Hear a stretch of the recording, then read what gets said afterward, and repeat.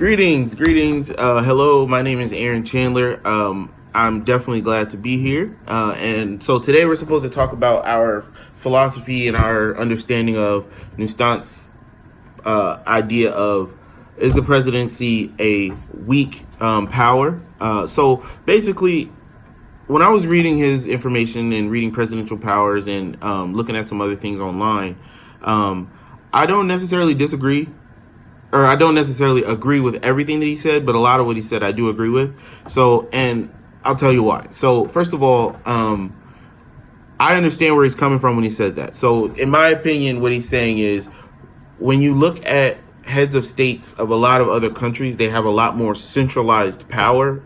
So, in my opinion, here in America, what he was saying was, here in America, you have to kind of sway the other party. You've got to get, as the presidency, you got to get the Congress on your side and explain to the people in the House and in the Senate and the Supreme Court so that, they don't basically stall out all of your policy platforms. So I understand that.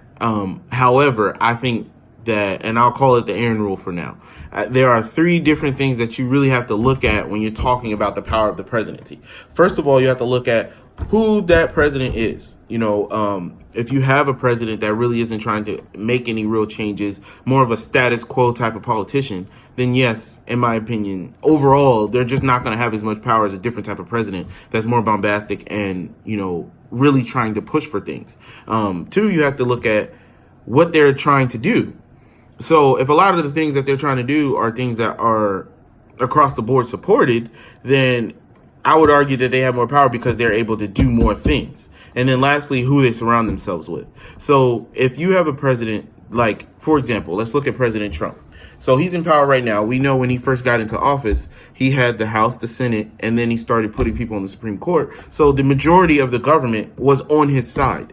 A lot of the things that he was pushing for weren't supported by a majority of the American people. For example, tax cuts for the rich, deregulating of Wall Street, and things like that. However, he, in my opinion, had a lot more power, and he was able to shove through a lot more executive orders and a lot more things than a lot of other presidents because he surrounded himself with a gigantic amount of people with like ideology as him. So similar ideology as him. So when you look at things like that, it's important to have a nuanced take on what's actually happening.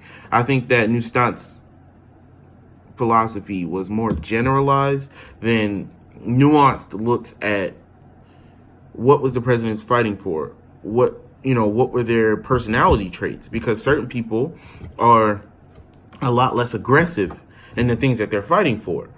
And so when you talk about what they're fighting for, it's a lot easier to pass things that people actually want than it is to fight for what I guess that individual wants, or their donors want, or the political power that they are appeasing or fighting for wants. So, like, for example, when you look at President Truman left office very, very, very unpopular because he brought us into the Korean War, and that was not a popular position at the time. And according to Nustant's philosophy, he didn't use his power of persuasion to try to bring the entire country or bring a majority of people to support his idea of going into that war. I feel like he wanted to go, said, hey, we should go. And because he didn't do the work of trying to convince others and trying to utilize the bully pulpit to get the entire country on board, he paid the political price for it.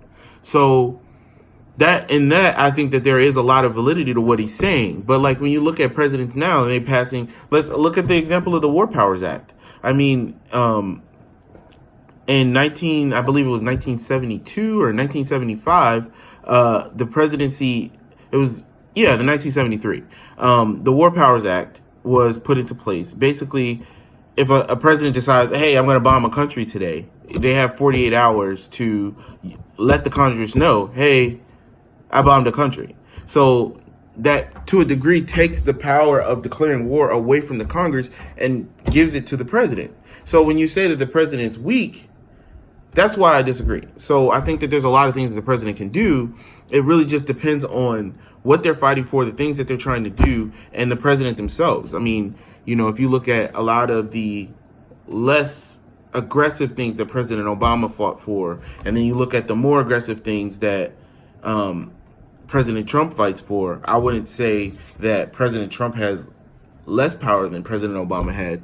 I don't agree with a lot of the things that are being done, but at the same time, if you just look at the sheer political power and how he's able to go out and do a lot of the things that he's doing, I mean, you know, when you look at the border wall, he's taking money away from the military and money away from FEMA and disaster relief to put towards his border wall.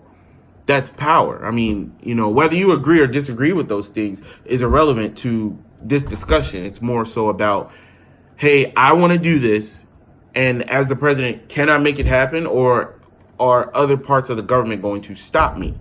And so I think that, you know, in the context of newer presidents, I would say I wouldn't really say post Nixon. I'd say more so post Reagan, probably. I would say no, the presidency is not a weak political, it's not a weak thing. I'd say that the presidency is extremely nuanced. So you kind of got to look at the specific president, what they're fighting for, and who they surrounded themselves with, because that'll tell you the political power associated with each individual president, because they're all different. You know, when you look at the things that these presidents did, you know, some people might think, oh, he didn't have enough political backbone or fight hard enough or whatever the case may be, or this guy passed way more executive orders. For example, Bush and President Trump do a lot more executive orders than Obama did.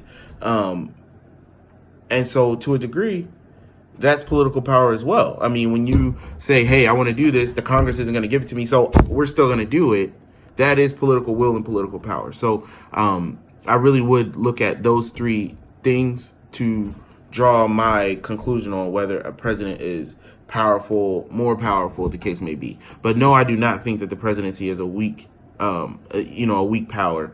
I think, yes, there is validity. You do need to go through the Congress, especially on account of getting money and things like that. But President Trump has proven to us that you can just take the money and put it wherever you want to. So, you know, money that's been passed for FEMA and passed for Army construction projects is now being diverted to pay for the border wall. So if he builds the wall is irrelevant. We just know that he's decided to take the money. So the presidency, it's really about who is the president. So those are my thoughts.